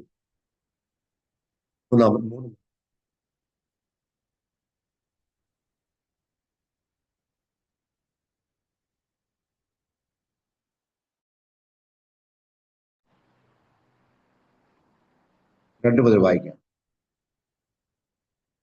ഈ അന്ത്യകാലത്ത് പുത്രൻ മുഖാന്തരം നമ്മോട് അരുളി ചെയ്തിരിക്കുന്നു, അവനെ താൻ സകലത്തിനും അവകാശിയായി വെച്ചു മുഖാന്തരം ലോകത്തെയും ഉണ്ടാക്കി. അവൻ അവന്റെ തേജസ്സിന്റെ പ്രഭയും തത്വത്തിന്റെ മുദ്രയും സകലത്തെയും തന്റെ ശക്തിയുള്ള വചനത്താൽ വഹിക്കുന്നവനും ആവുകൊണ്ട് പാപങ്ങൾക്ക് പരിഹാരം ഉണ്ടാക്കിയ ശേഷം ഉയരത്തിൽ മഹിമയുടെ വലത്തുഭാഗത്ത് ഇരിക്കുകയും അവൻ ദൈവദൂതന്മാരെക്കാൾ വിശിഷ്ടമായ നാമത്തിനോ അവകാശിയായതിന് ഒത്തവണ്ണം അവരെക്കാൾ ശ്രേഷ്ഠനായി തീരുകയും ചെയ്തു. ഈ ഭാഗം ഒന്ന് നോക്കാം. God promised everything to the Son as an inheritance. And through the Son he created the universe. അതാണ് നമ്മൾ അടുത്ത വാദി. അവൻ മുഖാന്തരം സകലതും ഉളവാക്കി. എന്നിട്ട് ഇപ്പൊ നമ്മൾ ചിന്തിക്കുന്ന ഈ പ്രതിരൂപത്തെ കുറിച്ച്, ഇമേജ്, എങ്ങനെയാണ് ക്രൈസ്റ്റിനെ നമ്മൾ മനസ്സിലാക്കേണ്ടത്? Christ is the visible image of the invisible God എന്ന് പറയുമ്പോൾ ക്രൈസ്റ്റിന്റെ ആ ഹ്യൂമാനിറ്റി, ആ മനുഷ്യത്വത്തിൽ, ആ ശരീരത്തിൽ നിൽക്കുന്ന ആ യേശുവിനാണോ ഈ പറയുന്നേ, അതോ അതിനപ്പുറമായതാണോ?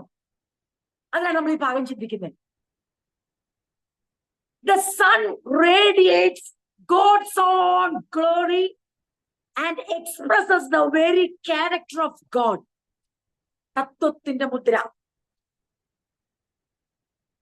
അത് പറഞ്ഞു വരുമ്പോൾ ഇങ്ങനെ നമുക്ക് പറയാം, നാം യേശുവിനെ, when we see Jesus, നമ്മൾ യേശുവിനെ കാണുമ്പോൾ കേവലം അവന്റെ ശരീരത്തിന്റെ രൂപമാണ് അദൃശ്യനായ ദൈവത്തിന്റെ ഇമേജ് എന്ന് ചിന്തിക്കല്ലേ. പിന്നെന്താണ്? when we see Jesus, നമ്മൾ ആരെയപ്പം കാണുന്നേ? അദൃശ്യനായ ദൈവത്തിന്റെ പ്രതിരൂപമായിരിക്കുന്ന ക്രിസ്തുവിനെ കാണുമ്പോൾ നമ്മൾ അവനിൽ കാണുന്നത് എന്തൊക്കെയാ? we see the word of God, the life of God, the spirit of God, the intention of God, the holiness of God, the love of God. അതായത് ഇത് മനസ്സിലാക്കാൻ നമ്മൾ എവിടേക്ക് വരണം അറിയോ? യോഹന്നാന്റെ സുവിശേഷം 1-ാം അധ്യായത്തിലേക്ക് വരണം. എബ്രായർക്ക് എഴുതുമ്പോൾ പറയുകയാണ്, ഞാൻ അത് പറഞ്ഞിട്ട് യോഹന്നാന്റെ സുവിശേഷത്തിലേക്ക് വരും.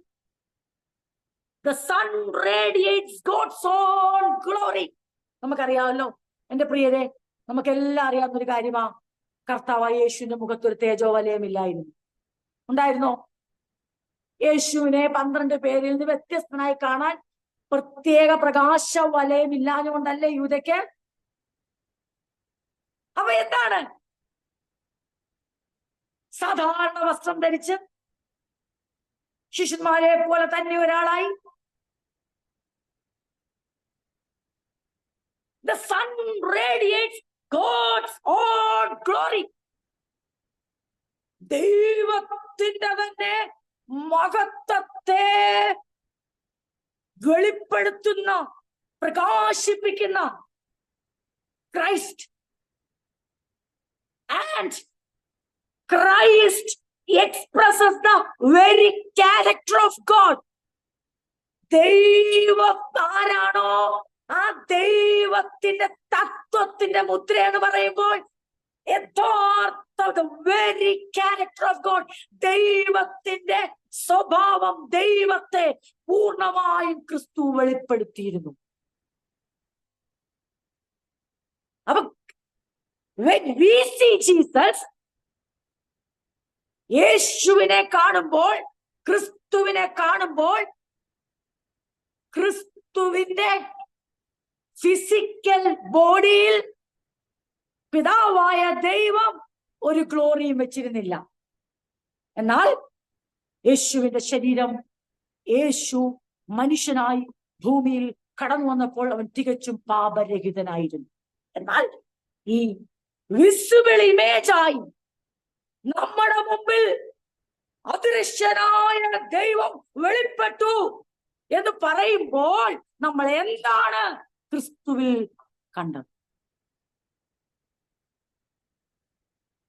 മനുഷ്യന്റെ കണ്ണുകൾക്ക് കാണാൻ കഴിയുന്ന, ഗലീലാക്കാർക്കും നസ്രയത്തിലുള്ളവർക്കും ബേത്ലഹേമിലുള്ളവർക്കും യെരൂശലേമിലുള്ളവർക്കും യഹൂദ്യ മലനാട്ടിലുള്ളവർക്കും തിരിച്ചറിഞ്ഞ് മനുഷ്യ കണ്ണുകൊണ്ട് ഐഡന്റിഫൈ ചെയ്യാൻ, റെക്കഗ്നൈസ് ചെയ്യുവാൻ കഴിയുന്ന ഒരു ഗ്ലോറി യേശുവിൽ വെളിപ്പെട്ടിരുന്നില്ല. അതുകൊണ്ടാണല്ലോ യേശുവിന് യെരൂശലേമിനോട് പറയേണ്ട വന്നേ, യെരൂശലേമേ, യെരൂശലേമേ, നിന്നെ എത്ര വട്ടം ചേർത്തുകൊള്ളുവാൻ എനിക്ക് മനസ്സായിരുന്നു, നിനക്കോ മനസ്സായില്ല. അതുകൊണ്ടല്ലേ യേശുവിന് പറയേണ്ട വന്നേ, നോക്ക്, ഇവിടെ നിങ്ങൾ നിൽക്കുമ്പോൾ നിങ്ങൾ ദൈവത്തെക്കാൾ അധികം ദേവാലയത്തെ സ്നേഹിക്കുന്നു, എന്നാൽ ദേവാലയത്തെക്കാൾ വലിയവൻ നിങ്ങളുടെ നടുവിൽ നിൽക്കുന്നു. നിങ്ങൾ ശലോമോനെ വലിയവനായി കാണുന്നു, ഇതാ നിങ്ങളുടെ നടുവിൽ ശലോമോനേക്കാൾ വലിയവൻ നിൽക്കുന്നു. ഇതാ നിങ്ങൾ യോന പ്രവാചകനെ വലിയവനായി കാണുന്നു, എന്നാൽ ഇതാ നിങ്ങളുടെ നടുവിൽ യോനയേക്കാൾ വലിയവൻ നിൽക്കുന്നു. ഇത് യേശുവിന് പറയേണ്ട വന്നത് ദൈവത്തിന്റെ വെരി ക്യാരക്ടർ, തത്വത്തിന്റെ മുദ്രയായ, ദൈവത്തെ റെപ്രസെന്റ് ചെയ്യുന്ന, ദൈവമായിരിക്കുന്ന, ദൈവത്തിന്റെ എസൻസ്, ആ ദൈവിക സത്തയുള്ള ആ ദൈവത്തെ പുറമായി ഉള്ള ആ ദൈവം തന്നെ മനുഷ്യരൂപത്തിൽ ഇറങ്ങി വരുമ്പോൾ ആ ഫിസിക്കൽ ബോഡിയിലല്ല ഗ്ലോറി വെച്ചത്. പിന്നെയോ നാം യേശുവിനെ കാണുമ്പോൾ അവിടെ വെളിപ്പെട്ടു വന്നതെന്ന് ചോദിച്ചാൽ, ഈ യേശു ആരാണ്? ഇവിടെ കാണുന്നു, ഇവൻ സത്യവചനമാണ്. ഇവൻ ആരാണ്? ഇവൻ ദൈവത്തിന്റെ ജീവനാണ്. ഇവൻ ആരാണ്? ഇവൻ ദൈവത്തിന്റെ ആത്മാവാകുന്നു. ഇവൻ ആരാണ്? ഇവൻ ദൈവത്തിന്റെ വിശുദ്ധിയാകുന്നു. ഇവൻ ആ ദൈവത്തിന്റെ സ്നേഹം ഇവനിൽ കാണുന്നു. ദൈവത്തിന്റെ ഉദ്ദേശം ഇവനിൽ വെളിപ്പെടുന്നു. ദൈവത്തെ വെളിപ്പെടുത്തുക, the exact representation of God's glory. എബ്രായലേഖനം പറയുന്നത് അവിടെ വസ്ത്രങ്ങൾ കൊണ്ടോ ശിരസ്സിന് ചുറ്റുമോ ഒരു തേജോ വലയം കൊണ്ടോ മുഖത്തിന് മറ്റുള്ളവരെക്കാൾ തിളക്കം കൊടുത്തുകൊണ്ടോ അല്ല, അദൃശ്യനായ ദൈവം മനുഷ്യ രൂപത്തിൽ അതേ വെളിപ്പെട്ടത്. പിന്നെയോ ദൈവത്തിന്റെ യഥാർത്ഥ സത്ത, ആ എസൻസ് ഓഫ് ഗോഡ്, അത് ക്രിസ്തുവിൽ പൂർണ്ണമായും വെളിപ്പെട്ടു വന്നു.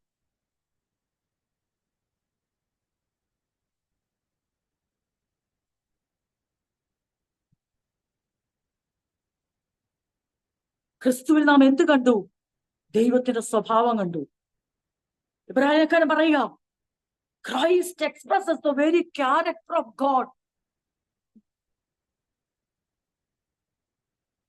ക്രിസ്തുവിന്റെ തേജോവലയമല്ല. മനുഷ്യൻ എപ്പോഴും മറ്റെന്തിനോ വേണ്ടി പരതുമ്പോൾ, ഇതാ ഇത് വെളിപ്പെട്ട ഭക്തന്മാർ നസ്രായ മതത്തിനെതിരെ ജീവിതം ഒഴിഞ്ഞുവെച്ച, ഇനിയും എനിക്കൊരായുസുണ്ടെങ്കിൽ, ഇനി ഞാൻ ശ്വാസം എടുക്കുന്നെങ്കിൽ, എന്റെ ഓരോ നിശ്വാസത്തിലും യേശു എന്ന നസ്രായനെ, ക്രിസ്തു എന്ന് പ്രസംഗിക്കുന്ന, ദൈവപുത്രൻ എന്ന് പ്രസംഗിക്കുന്ന ഈ നസ്രായ ഗ്രൂപ്പിനെ അതെ മുഴുവനായി ഉന്മൂലം നാശം ചെയ്യാതെ ഇനിയും ഒരു ജീവിതമില്ലെന്ന് ശപഥം ചെയ്ത അപ്പോസ്തലനായ പൗലോസിന് യേശുവിന്റെ ഫിസിക്കൽ ബോഡിയിൽ കണ്ട വെളിപ്പാടല്ല ഇത്. പിന്നെയോ യേശു അവന്റെ ഉള്ളിലേക്ക് വെളിപ്പെടുത്തി കൊടുത്ത ഒരു വെളിപ്പാട്, ഞാൻ ക്രിസ്തു ആകുന്നു, ഞാൻ ജീവനുള്ള ദൈവത്തിന്റെ പുത്രനാകുന്നു. ക്രിസ്തീയ മാർഗം അതൊരു ദൈവിക വെളിപ്പാടിന്റെ മാർഗമാണ്. മനുഷ്യരെ ആ ദൈവിക വെളിപ്പാട് പറയാൻ ദൈവം ശരിക്കും ബലഹീനരായ നമ്മളെ ദൈവത്തിന്റെ ബലത്തിൽ ഉപയോഗിക്കുന്നത് മാത്രം. ക്രിസ്തീയ മാർഗം അത് മറനീക്കി ദൈവത്തിന്റെ അദൃശ്യനായ ദൈവത്തിന്റെ പ്രതിരൂപം, ഇമേജ് വെളിപ്പെട്ട് കിട്ടിയവർ ഓർത്തോണം, ഞങ്ങൾക്ക് ലഭിച്ചിരിക്കുന്നത് മനുഷ്യന്റെ വെളിപ്പാടല്ല, മനുഷ്യൻ കാതിൽ പറഞ്ഞ രഹസ്യമല്ല, വീട്ടിൽ വന്ന് പറഞ്ഞ ഏതെങ്കിലും നൂതന മാർഗമല്ല. സ്വർഗം തുറന്ന് ഞങ്ങൾക്ക് വെളിപ്പെട്ട് കിട്ടിയതാണ് ഈ ക്രിസ്തുവിനെ. അതുകൊണ്ടാണ് യേശു പറഞ്ഞത്, യോഹന്നാന്റെ മകനായ ശിമോനെ, നീ ഇപ്പോൾ പറഞ്ഞ പ്രസ്താവന നിന്റെ മാതാപിതാക്കളുടെ ജഡരക്തങ്ങളുടെ ബലത്തിലുള്ള പിന്നെയോ സ്വർഗസ്ഥനായ എന്റെ പിതാവത്രേ നിനക്കിത് വെളിപ്പെടുത്തുന്നത്. അതിന്റെ അർത്ഥം മനസ്സിലായോ? ക്രിസ്തുവിന്റെ ബാഹ്യ രൂപത്തിലല്ല ദൈവത്തിന്റെ വെളിപ്പാടിരുന്നത്, അവന്റെ അന്തസത്ത, അതായിരുന്നു അവന്റെ essence. He is God and his essence radiates God's own glory. ദൈവിക സത്ത, the divine essence. ഇതൊരു വെളിപ്പെടുത്തലിന്റെ മാർഗമാ, ഇതൊരു റെവലേഷന്റെ മാർഗമാ. അപ്പോസ്തലനായ പൗലോസ് അതിന് ഏറ്റവും വലിയ ഉദാഹരണമല്ലേ പ്രിയരെ? അപ്പോ ശത്രുക്കളായവർ, ക്രൂശിന്റെ ശത്രുക്കളായവർ, അല്ലെങ്കിൽ ക്രിസ്ത്യാനികളുടെ ശത്രുക്കളായവർ യേശു ഇങ്ങനെ ചോദിക്കുന്നുണ്ട്, പൗലോസ്, പൗലോസ്, ശൗലേ, ശൗലേ, നീ എന്നെ ഉപദ്രവിക്കുന്നത് എന്ത്? അപ്പം യേശുവിന്റെ ബാഹ്യ ശരീരത്തിൽ ശിഷ്യന്മാരുടെ ബാഹ്യമായ കാര്യങ്ങളിൽ ആ തേജസ് വെളിപ്പെടുന്നെങ്കിൽ ശൗൽ ഉപദ്രവിക്കുവോ?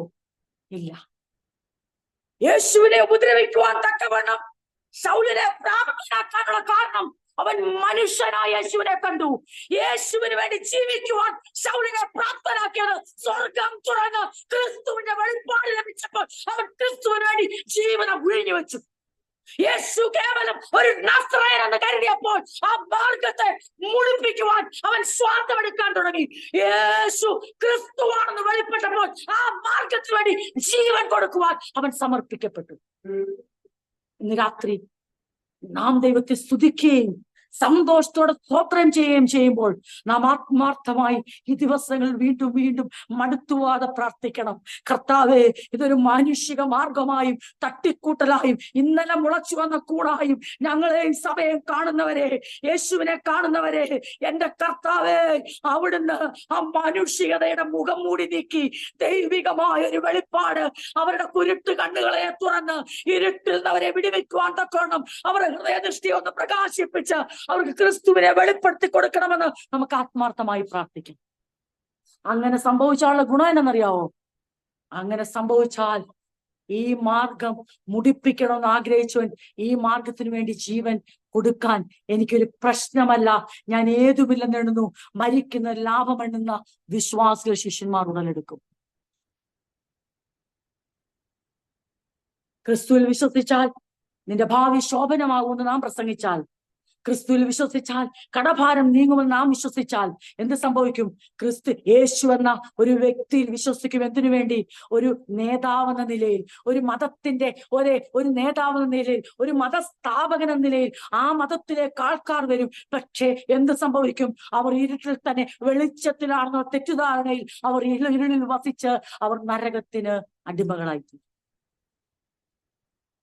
അപ്പോസ്തലനായ പൗലോസ് ഇവിടെ പറയുക, യേശു ചോദിക്കുന്നുണ്ട് പൗലോസിനോട്, ശൗലേ, ശൗലേ, നീ എന്നെ ഉപദ്രവിക്കുന്നത് എന്ത്? വെളിപ്പാടിന് ക്രിസ്തുവിന്റെ റെവലേഷൻ കിട്ടുന്നതിന് മുമ്പ്, റെവലേഷൻ കിട്ടിയ അപ്പോസ്തലൻ പറയാ, ക്രിസ്തുവിനെ വെളിപ്പെട്ടിട്ട് അപ്പോസ്തലൻ പറയാ, നിങ്ങൾക്ക് അറിയാമോ ക്രൈസ്റ്റ് ആരാന്ന്? എന്നിട്ട് ആ അപ്പോസ്തലന് സഹിക്കുവോ? കാരണം യേശുവിനെ കേവലം ഒരു മനുഷ്യനായിട്ട് കണ്ടിട്ട് ആ മനുഷ്യനെ ദൈവപുത്രൻ എന്നും വരാനുള്ള മശിക വന്നെന്നും പ്രസംഗിക്കുന്ന പത്രോസിനെയും യാക്കോബിനെയും യോഹന്നാനെയും അന്ത്രയോസിനെയും മറ്റ് ഇതര അപ്പോസ്തലന്മാരെ കൊല്ലുക എന്നുള്ള ഏക ലക്ഷ്യമേ ഉള്ളായിരുന്നു.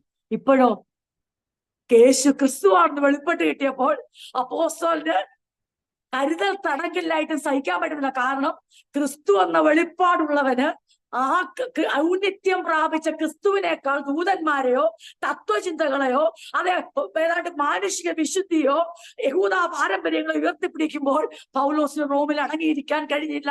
പൗലോസിന്റെ തൂലിക ചലിച്ചു. തൂലിക ചലിച്ചതല്ല ദൈവം ചലിപ്പിച്ചതാ. അത് എങ്ങനെ ചലിപ്പിച്ചെന്ന് ചോദിച്ചാൽ അതെ കണ്ണാൽ കാണുന്ന കാഴ്ചകളാലല്ല, പിന്നെയോ അകത്തു വെളിപ്പെട്ട ക്രിസ്തുവിന്റെ വെളിപ്പാട്, ആ ഔന്നത്യത്തിന്റെ വെളിപ്പാട് പൗലോസിന്റെ കയ്യിൽ തൂലിക എടുക്കാൻ കാരണമായി. ആ തൂലിക ചലിച്ചുകൊണ്ട് കൊലോസ്യരോട് പറയുകയാണ്, അവനേക്കാൾ ഔന്നത്യം പ്രാപിച്ച ഉപദേശങ്ങളില്ല, ഉപദേശകരില്ല, ദൂതനില്ല, സൃഷ്ടിയില്ല, ലോകത്തൊന്നുമില്ല.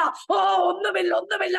അവനാണ് ഏറ്റവും ഉന്നതമായിരിക്കുന്നത്, ഔന്നത്യം പ്രാപിച്ചിരിക്കുന്ന അവനും മീതെ മറ്റാരുമില്ല. എന്റെ അർത്ഥം എന്താ? അവന് മീതെ മറ്റാരുമില്ലെന്ന് പറഞ്ഞാൽ ആരാധനയ്ക്ക് യോഗ്യൻ ക്രിസ്തു, ആരാധനയ്ക്ക് യോഗ്യൻ ക്രിസ്തു. ആരാധനയ്ക്ക് ഒരു ദൂതന്മാരും അതിന് യോഗ്യരല്ല, ഒരു സൃഷ്ടിയും അതിന് യോഗ്യരല്ല, ഒരു മനുഷ്യനും അതിന് യോഗ്യനല്ല. അപ്പം എന്താണ് നമ്മൾ ചിന്തിച്ചുകൊണ്ടിരിക്കുന്നത്? എങ്ങനെയാണ് ഈ മാനുഷിക രൂപത്തിൽ വെളിപ്പെട്ട ക്രിസ്തു അദൃശ്യനായ ദൈവത്തിന്റെ പ്രതിബിംബമാകുന്നത്? ഞങ്ങൾ എങ്ങനെയാണെന്ന് മനസ്സിലാക്കണ്ടേ? അവന്റെ കാലും കൈയും നോക്കിയാണോ? അവന്റെ മുഖം നോക്കിയാണോ? അവന്റെ ഫിസിക്കൽ അപ്പിയറൻസിലാണോ ഞങ്ങൾ ദൈവിക സത്തയെയും പ്രതിബിംബത്തെയും കാണേണ്ടത്? അത് കണ്ടവർ പറയുകയാണ്. എബ്രാഹിം ലേഖനത്തിൽ നമ്മൾ വായിച്ചു. യോഹന്നാൻ സുവിശേഷം 1-ാം അധ്യായത്തിലേക്ക് വരുമ്പോൾ വളരെ ശക്തമായി യേശുവിന്റെ ദൈവത്വത്തെ അപ്പോസ്തലനായ പൗലോസ് യോഹന്നാൻ വെളിപ്പെടുത്തുന്നത് നമുക്ക് വായിക്കാൻ. ഞാൻ നിങ്ങളോട് ഇങ്ങനെ പറഞ്ഞു, നാം ക്രിസ്തുവിനെ കാണുമ്പോൾ, യേശുവിനെ കാണുമ്പോൾ നമ്മൾ എന്ത് കാണുന്നവനിൽ? ദൈവത്തിന്റെ വചനം, ജീവൻ, ആത്മാവ്, ദൈവിക ഉദ്ദേശം, ദൈവ സ്നേഹം, ദൈവത്തിന്റെ പരിശുദ്ധി, ഇതിനെയെല്ലാം അവിടെ ക്രോഡീകരിച്ചുകൊണ്ട് അപ്പോസ്തലനായ യോഹന്നാൻ സുവിശേഷം 1-ാം അധ്യായം 1 മുതൽ ഉള്ള വാക്യങ്ങൾ ഇങ്ങനെ പറഞ്ഞു വരുമ്പോൾ അതിന്റെ വ്യക്തത നമുക്ക് ലഭിക്കും. 1 മുതൽ ഒരു 10 വരെയുള്ള വാക്യങ്ങൾ ഇവിടെ വായിക്കാം. അത് കഴിഞ്ഞ് എക്സ്പ്ലെയിൻ ചെയ്യും. ആദിയിൽ വചനമുണ്ടായിരുന്നു, വചനം ദൈവത്തോടു കൂടെ ആയിരുന്നു, വചനം ദൈവമായിരുന്നു. അവൻ ആദിയിൽ ദൈവത്തോടു കൂടെ ആയിരുന്നു. സകലവും അവൻ മുഖാന്തരം ഉളവായി. ഉളവായത് ഒന്നും അവനെ കൂടാതെ ഉളവായതല്ല. അവനിൽ ജീവൻ ഉണ്ടായിരുന്നു. ജീവൻ മനുഷ്യരുടെ വെളിച്ചമായിരുന്നു. വെളിച്ചം ഇരുളിൽ പ്രകാശിക്കുന്നു, ഇരുളോ അതിനെ പിടിച്ചടക്കിയില്ല. ദൈവം അയച്ചിട്ടൊരു മനുഷ്യൻ വന്നു, അവന് യോഹന്നാൻ എന്നു പേര്. അവൻ സാക്ഷ്യത്തിനായി താൻ മുഖാന്തരം എല്ലാവരും വിശ്വസിക്കേണ്ടതിന് വെളിച്ചത്തെക്കുറിച്ച് സാക്ഷ്യം പറയുവാൻ തന്നെ വന്നു. അവൻ വെളിച്ചമായിരുന്നില്ല, വെളിച്ചത്തിനോ സാക്ഷ്യം പറയേണ്ടുന്നവനത്രേ. ഏതു മനുഷ്യനെയും പ്രകാശിപ്പിക്കുന്ന സത്യ വെളിച്ചം ലോകത്തിലേക്ക് വന്നു. അവൻ ലോകത്തിൽ ഉണ്ടായിരുന്നു, ലോകം അവൻ മുഖാന്തരം ഉളവായി, ലോകമോ അവനെ അറിഞ്ഞില്ല.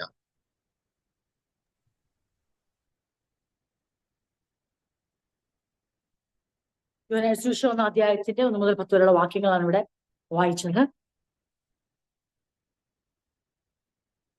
ഇവിടെ നമ്മൾ വളരെയധികം ഫെമിലിയറായി അറിയാവുന്ന വേഴ്സസുകൾ, വാക്യങ്ങളിലൂടെയാണ് കടന്നുപോയത്. ഞാൻ വേഗത്തിൽ അതൊന്ന് പറഞ്ഞ് മെസ്സേജിന്റെ കൺക്ലൂഷനിലേക്ക് വരാം. In the beginning, the world already existed. The word was with God and the word was God. എന്നിട്ട് 2-ാം വാക്യം പറയുമ്പോൾ അവൻ, he existed in the beginning with God. 3, God created everything through him.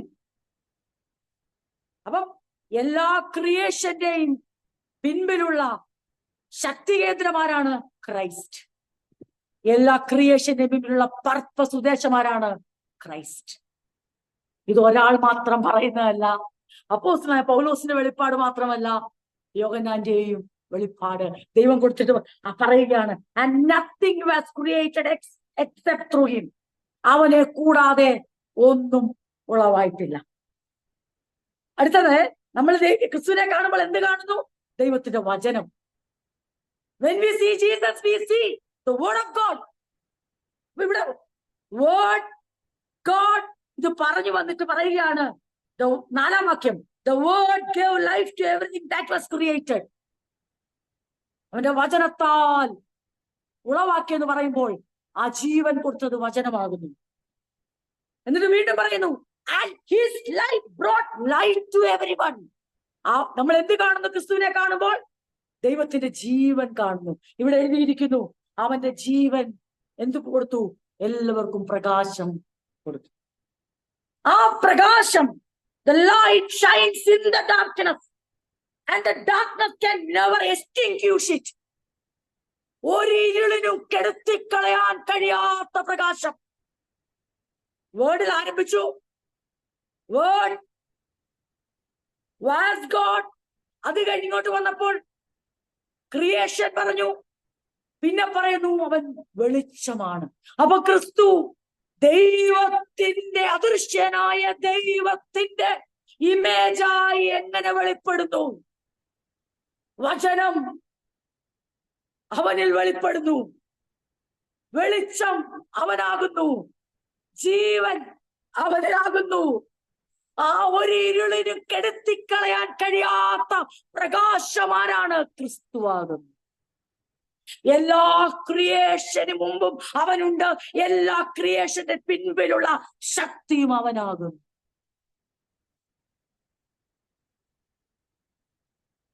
എന്നിട്ട് ഇങ്ങോട്ട് വായിച്ചു വരുമ്പോ 10ാം വാക്യം ഇങ്ങനെയാണ് ഈ വേഴ്സിൽ എഴുതിയിരിക്കുന്നത്. He came into the very world he created. അവൻ സൃഷ്ടിച്ച ആ ലോകത്തിലേക്ക് അവൻ വന്നു. Christ came into the very world he created. അവൻ തന്നെ ഉണ്ടാകട്ടെ എന്ന് കൽപ്പിച്ചപ്പോൾ ഉളവായ ലോകത്തിലേക്ക് ഉളവാക്കിയവൻ മനുഷ്യ രൂപത്തിൽ ഇറങ്ങി വന്നു.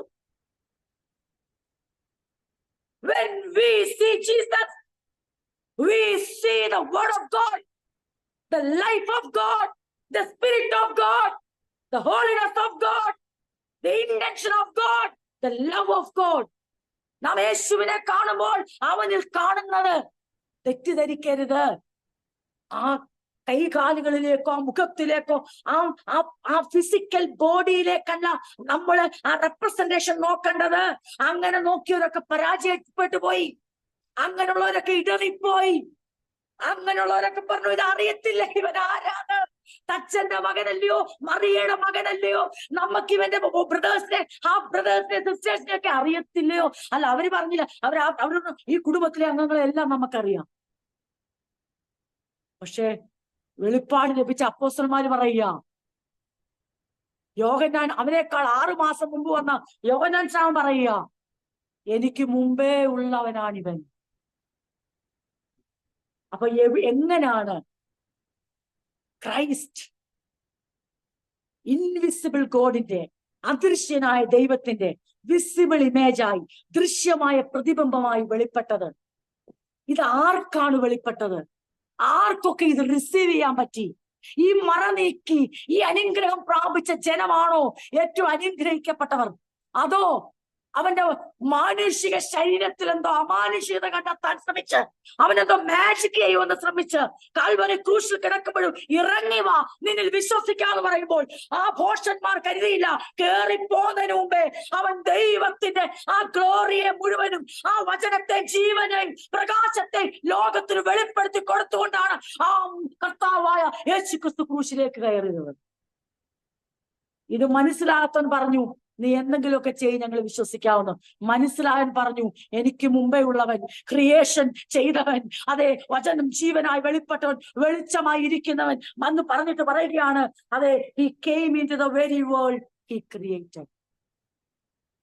മറ്റു അടുത്ത വാക്ക് നിങ്ങൾ ശ്രദ്ധിച്ചോണേ. But the world didn't recognize him. ഇവിടെയാണ് ഇതിന്റെ ട്വിസ്റ്റ് കിടക്കുന്നത്. ലോകമോ അവനെ. അപ്പൊ യേശു എങ്ങനെയാ അദൃശ്യനായ ദൈവത്തിന്റെ പ്രതിരൂപമായി വെളിപ്പെട്ടെ? മാനുഷികതയെ നാം ചിന്തിക്കുന്ന പോലാണെങ്കിൽ അവിടെ ഇങ്ങനെയാണ് എഴുതേണ്ടത്. He came into the very world he created and the world warmly welcomed him. അങ്ങനെയല്ല എഴുതണ്ടേ. ലോകമോ തങ്ങളെ തങ്ങൾക്കുള്ളതിനെയും തങ്ങൾ ചാലിയൗട്ടി നിൽക്കുന്നതിനെയും തങ്ങൾ ശ്വസിക്കുന്ന വായുവിനെയും ജീവനെയും ജീവജാലങ്ങളെയും നിർമ്മിച്ചവൻ ഇതാ ഇറങ്ങി വരുമ്പോൾ ലോകം അവനെ ഹാർദവുമായി വണങ്ങി വീണ് നമസ്കരിച്ച് സ്വീകരിക്കേണ്ട സ്ഥാനത്ത് തിരുവചനം വെളിപ്പാട് കിട്ടിയ മനുഷ്യൻ എഴുതുന്നു. വെളിപ്പെട്ടവൻ ക്രിയേറ്റർ ക്രിയേഷനിലേക്ക് ഇറങ്ങി വന്നപ്പോൾ ക്രിയേഷൻ ലോകത്തിന് അവനെ അംഗീകരിക്കാൻ കഴിഞ്ഞു. ഞാൻ എന്റെ വാക്കുകൾ ഇവിടെ നിർത്തുകയാണ്. എന്റെ സമയം ഇവിടെ അവസാനിച്ചു. അത് കാരണം ഞാൻ നിർത്തുകയാണ്. അല്ല, നിർത്തത്തില്ലായിരുന്നു. മുന്നോട്ട് കുറച്ചുകൂടെ പറയാൻ ഇങ്ങനെ ഹൃദയത്തിൽ കർത്താവിനെ കുറിച്ച് പറഞ്ഞപ്പോ ഇങ്ങനെ സന്തോഷം അങ്ങോട്ട് അലയടിക്കുന്നു. എങ്കിലും അടുത്ത ആഴ്ചകൾ ദൈവം നമുക്ക് കർത്താവിന്റെ വരെ താമസിങ്ങൾ തരികയും നമ്മൾ ക്രിസ്തുവിന്റെ പ്രീ എമിനൻസിനെ കുറിച്ച്, ഔന്നത്യത്തെ കുറിച്ച് നമ്മൾ ചിന്തിക്കുകയും ചെയ്യും. എന്റെ പ്രിയരെ, കർത്താവിലുള്ള എന്റെ സന്തോഷവും എന്റെ സമാധാനവും ഞാൻ അവനെ ധ്യാനിക്കുമ്പോൾ, അവനെ പങ്കുവെക്കുമ്പോൾ ഇരട്ടിക്കുന്നത് എനിക്ക് അനുഭവപ്പെടും. നിങ്ങൾക്ക് എങ്ങനെയെന്ന് എനിക്കറിയില്ല. എന്റെ ജീവിതം അർത്ഥപൂർണമെന്ന് എനിക്ക് മനസ്സിലാകും. കാരണം the very creator, when he descended into the world, ഇവയെ മുഴുവനും നിർമ്മിച്ച സൃഷ്ടാവ് മനുഷ്യരൂപത്തിൽ ഇറങ്ങി വന്നപ്പോൾ അടുത്ത വാക്ക് എഴുതി വെച്ചിരിക്കുന്നു, ലോകമോ അവനെ അറിഞ്ഞില്ല. ആ ലോകത്തിൽ ഉൾപ്പെട്ടവരായിരുന്നു നമ്മൾ. എന്നാൽ ആ ലോകത്തിൽ നിന്നാണ് പിതാവായ ദൈവം തന്റെ പുത്രനിലൂടെ ചൊരിഞ്ഞ സ്നേഹത്താൽ, ആത്മാവിന്റെ ഇടപെടാൽ, പിതാവിന്റെ ആകർഷണത്താൽ പത്രോസ് വിളിച്ചു പറഞ്ഞ പോലെ നീ ജീവനുള്ള ദൈവത്തിന്റെ പുത്രനായ ക്രിസ്തുവാകും. ആ വെളിപ്പാട് അവർക്ക് കിട്ടുമ്പോൾ ഞാൻ ഇങ്ങനെ പറയട്ടെ എന്റെ പ്രിയരെ, യേശുവിന്റെ മുഖം പ്രകാശിച്ചിരുന്നില്ല. അങ്ങനെ ആണെങ്കിൽ വെളിപ്പാടിന് അർത്ഥമില്ലായിരുന്നു. ആ വെളിപ്പാട് അവരുടെ ഉള്ളിൽ വരുമ്പോൾ അവന്റെ ത്വക്ക് ശോഭിച്ചിരുന്നില്ല. 40 രാവും പകലും മോശയോ ദൈവത്തോടൊപ്പം ഇറങ്ങി വന്ന മോശയുടെ ത്വക്ക് പ്രകാശിച്ചു, മുഖത്ത് പ്രകാശമുണ്ടായിരുന്നു. എന്നാൽ ഇവിടെ ക്രിസ്തു ഭൂമിയിലേക്ക് ഇറങ്ങി വരുമ്പോൾ, അതേ ഏതൊരു മനുഷ്യനും ജനിക്കുന്ന പോലെ പൂർണ്ണ മനുഷ്യരൂപത്തിൽ ജനിച്ചു വളരുമ്പോൾ ആ മനുഷ്യനായി തന്നെ ജീവിച്ച യേശുവിനെ വെളിപ്പെട്ട് കിട്ടിയത് അത് പിതാവിനാൽ ആകർഷിക്കപ്പെട്ടവർക്ക്, ഹൃദയങ്ങളെ തുറന്നു കൊടുത്തവർക്ക്, അതേ ദൈവത്തിൽ ഏൽപ്പിച്ചു കൊടുത്തവർക്ക്, കണ്ണുകുരുടായി കാതുകുരുടായി ഹൃദയം കുരുടായിരുന്നവർ അറിയാതെ അവനെ സ്വാഗതം ചെയ്യാതെ അവനെ തള്ളിക്കളഞ്ഞ ജനത്തിന്റെ കൂട്ടായിരുന്നു നമ്മുടെ ഉള്ളിലേക്ക് ദൈവം ചൊരിഞ്ഞ മഹാകൃപയ്ക്കായി നമുക്ക് ദൈവത്തെ സ്തുതിക്കാം. ഈ വേദവസം പഠിക്കുമ്പോൾ നമുക്ക് കാണാൻ പറ്റും യേശുവിന്റെ ത്വക്കല്ല പ്രകാശിച്ചു. കാരണം ഞാൻ ആ തുടക്കത്തിൽ പറഞ്ഞ വാക്കിൽ നിർത്താം. യേശു കേവലം ദൈവസന്നിധിയിൽ നിന്ന് വസിച്ചു വന്ന ബലത്തിൽ പ്രകാശിക്കപ്പെട്ടവനല്ല, അവൻ ദൈവമാണ്. മോശ ദൈവസന്നിധി ഇറങ്ങി വന്നു, ദൈവത്തോടുള്ള വാസം അവന്റെ ത്വക്കിനെ പ്രകാശിപ്പിച്ചെങ്കിൽ യേശു ഇറങ്ങി വന്നത് ദൈവത്തോടുള്ള വാസത്തിൽ ഒരു മനുഷ്യൻ ഇറങ്ങി വരികയല്ല, ദൈവം തന്നെ മനുഷ്യനായി ഇറങ്ങി വന്നപ്പോൾ അതിനകത്ത് ത്വക്ക് പ്രകാശിപ്പിക്കുകയല്ല, ഫിസിക്കൽ ബോഡിയിലുള്ള റേഡിയൻസ് അല്ല, പിന്നെയോ വാസ്തവമായിട്ടുള്ള അവന്റെ പ്രതിബിംബത്തിൽ, അവന്റെ അന്തസത്തയിൽ, ആ ഡിവൈൻ എസൻസിൽ എന്ത് വെളിപ്പെട്ടു? അവന്റെ ദൈവത്വം വെളിപ്പെട്ടു. നമുക്ക് ധ്യാനിക്കാം. അടുത്തൊരാഴ്ച ഉണ്ടല്ലോ, നമുക്ക് ചിന്തിക്കാം, കണ്ണുകളടയ്ക്കാൻ, പ്രാർത്ഥിക്കാം. തെറ്റിദ്ധരിച്ച് ചിന്തിക്കാനും വചനങ്ങളെ കൊട്ടിക്കളയാൻ ഇടവരാതെ നമ്മുടെ മനസ്സിൽ പതിയട്ടെ, ഞാൻ വിശ്വസിക്കുന്ന എന്റെ ക്രിസ്തു, ദൈവത്തിന്റെ ക്രിസ്തു, എന്റെ കർത്താവ് അദൃശ്യനായ ദൈവത്തിന്റെ പ്രതിബിംബമാണ്, ഇമേജാണ്. അവന്റെ ത്വക്ക് പ്രകാശിച്ചു, അവന്റെ കണ്ണുകൾ തിളങ്ങി എന്ന് പറയുന്നതല്ല അവന്റെ ദൈവത്വം. പിന്നെയോ അവൻ ഹോൾഡ് ചെയ്തിരുന്നത്,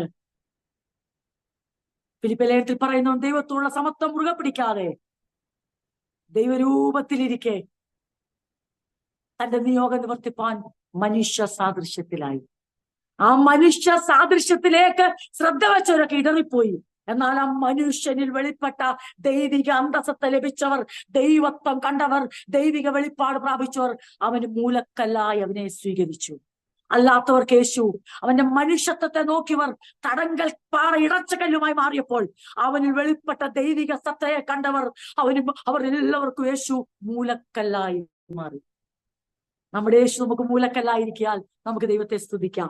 നമുക്ക് വീണ്ടും ചിന്തിപ്പാൻ കർത്താവ് കൃപ തരട്ടെ. നമ്മുടെ കർത്താവിന്റെ ഡിവൈൻ എസൻസിനെ കുറിച്ച്, നമ്മുടെ കർത്താവിന്റെ exact representation of God's own ഗ്ലോറിയെ കുറിച്ച്, നമ്മുടെ കർത്താവിന്റെ അതെ വെളിപ്പെട്ട ദൈവത്തിന്റെ സ്വഭാവത്തെ കുറിച്ച്, വചനമാകുന്ന ക്രിസ്തുവിനെ കുറിച്ച്, ജീവനാകുന്ന ക്രിസ്തുവിനെ കുറിച്ച്, വെളിച്ചമാകുന്ന ക്രിസ്തുവിനെ കുറിച്ച് പരിശുദ്ധിയാകുന്ന ക്രിസ്തുവിനെ കുറിച്ച്, ദൈവസ്നേഹമാകുന്ന ക്രിസ്തുവിനെ കുറിച്ച് ലോകം സ്വീകരിക്കാൻ തള്ളിക്കളഞ്ഞ, എന്നാൽ സൃഷ്ടിച്ചവൻ സൃഷ്ടിയുടെ അടുത്തേക്ക് ഇറങ്ങി വന്നപ്പോൾ ലോകമോ അവനെ അറിഞ്ഞില്ല. പക്ഷെ അറിയുന്നവരോടുണ്ട്, ദൈവം ആക്കി വെച്ചിട്ടുണ്ട്, ഇനിയും ഉണ്ടാകും.